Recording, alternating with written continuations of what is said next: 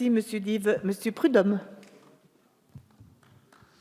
Madame la présidente, madame la ministre, monsieur le ministre, cet article 8 est pour moi le moment aussi de faire un rappel, parce qu'on l'entend depuis de nombreux jours, et ce matin c'est quand même un festival, sur les cotisations sociales que vous appelez à dessein ou par ignorance des charges sociales.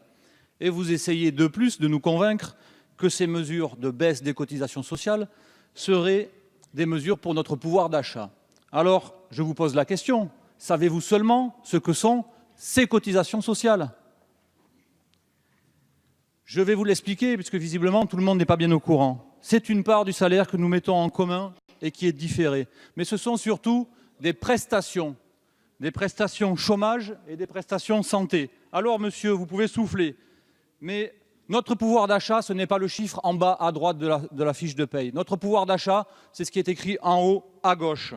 Qui peut se prévaloir aujourd'hui de ne pas être exposé à la maladie ou au risque de chômage? Alors, à part vous qui soufflez peut-être, qui avez les moyens de vous payer une clinique privée, ou qui êtes suffisamment plein aux as pour affronter une période de chômage, cette baisse affectera la majorité des Français et en premier lieu les plus fragiles. Alors, M. Darmanin le répète à l'envi et depuis plusieurs jours et avec la finesse qu'on lui connaît, que le gouvernement fait ce qu'il veut parce qu'il a une majorité. Alors je vais vous le dire, aux membres du gouvernement et à vous, chers collègues, je ne suis pas ici pour faire joli sur la photo. J'ai un mandat, et mon mandat, c'est de lutter contre votre politique antisociale, et je le ferai avec la dernière énergie.